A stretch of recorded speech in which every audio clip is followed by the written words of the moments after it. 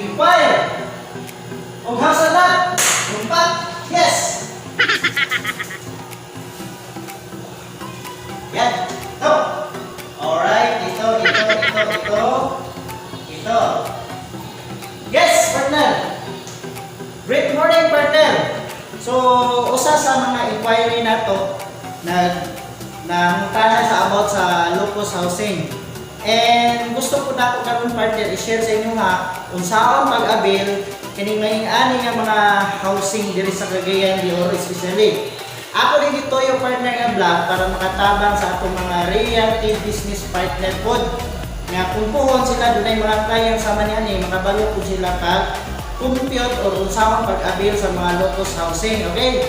So, by the way partner, si partner Edwin ay yung trusted real estate agent, entrepreneur and blogger dito sa Cagayan de Oro City. And welcome sa atong channel.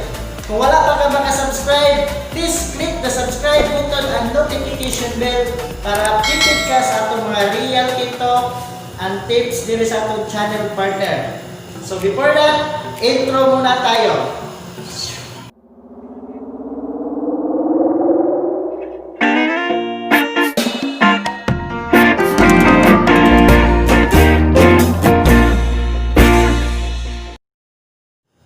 Okay partner, so muna na sa partner ang explanation kung unsaon pag-avail sa mga Locus Housing, especially katong gina-market namo nga always doon namin mga buyer.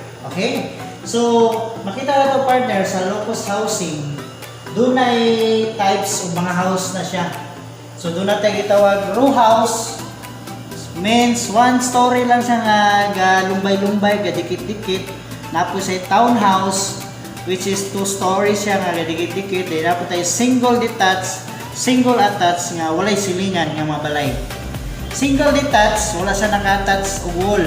Single attached, nasa wall nga naka-attach. Muna siya ang difference. Then, makita to partner is pre-ceiling project pa ni siya. So, mo nang barato pa, kay pre-ceiling pa.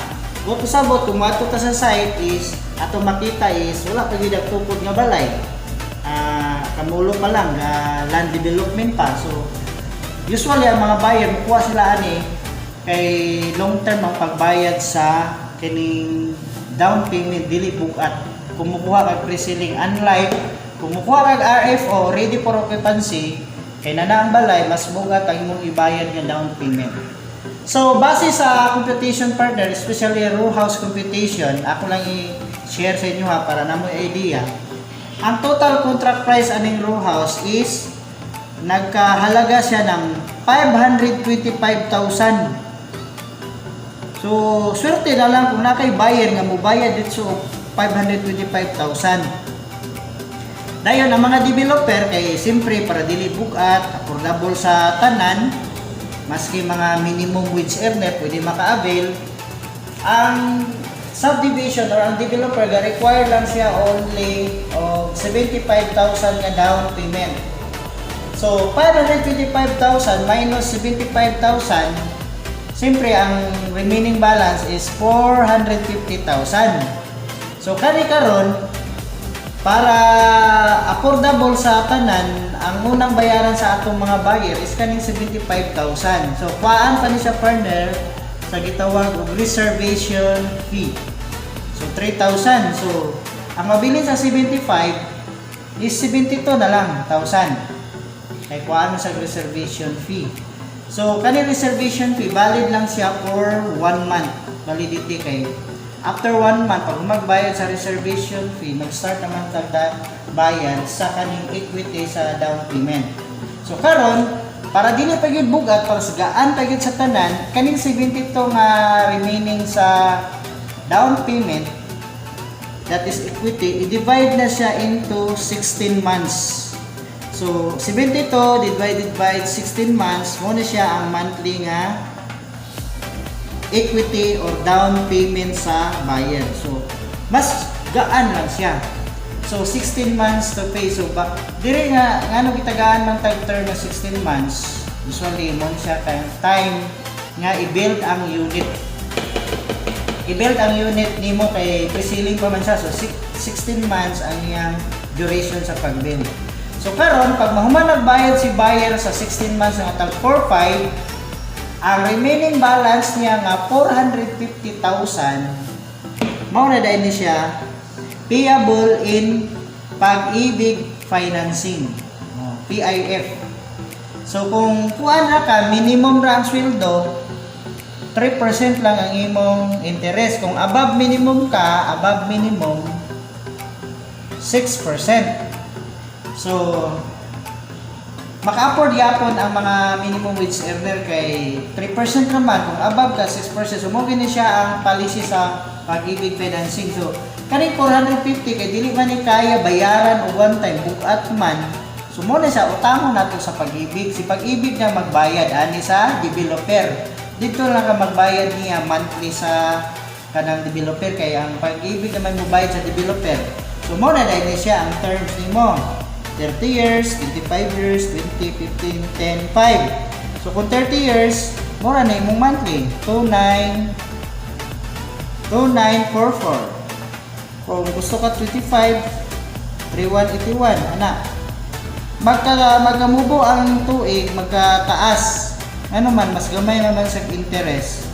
Kung abot sa 30 years, mas dako sa interest. So imo na siyang totalon, mas dako sa interest.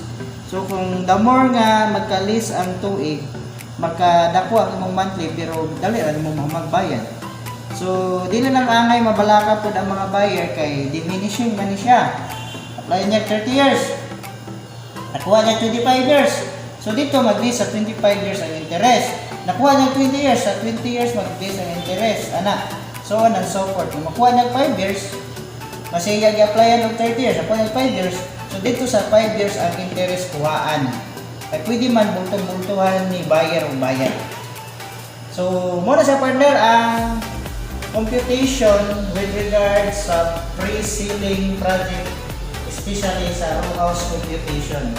So I hope na doon namin nakuha nga lesson ani no, computation nga para ma-share ko din nyo sa inyong buyer kuhon kung doon na kay buyer. So kana sa partner no, then I hope na kung doon lang mo yung mga pangutana, mag-comment lang mo sa ubos. Ato pwede natin istoryahan kung doon na kayo mga concern or doon na kayo gusto pa i-elaborate.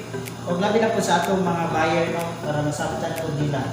So di po pasabot pre-sealing na automatic makapuyo. Lagi sa term pila ka months kay bill pa man bago sa mga turnover.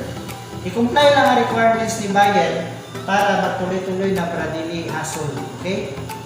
Okay, so that's it for today partner. I hope na nakuha na nato nakatunan karon sa atong vlog. And please share this to your friends. Kay basin mo abil sila. Okay no? Sa mga nganing housing sama sa mga like for example sa mga BREA. Mga affordable housing lang sa locus housing nato. Alright. So thank you so much for watching this video. Hope nga nakahatag siya idea ninyo. And don't forget to like, subscribe, and click the notification bell button para updated ka partner sa mga realty talk and tips na to diri. And this is partner Edwin say, impossible is just an opinion. Remember, you are born in greatness. Until my next video, bye.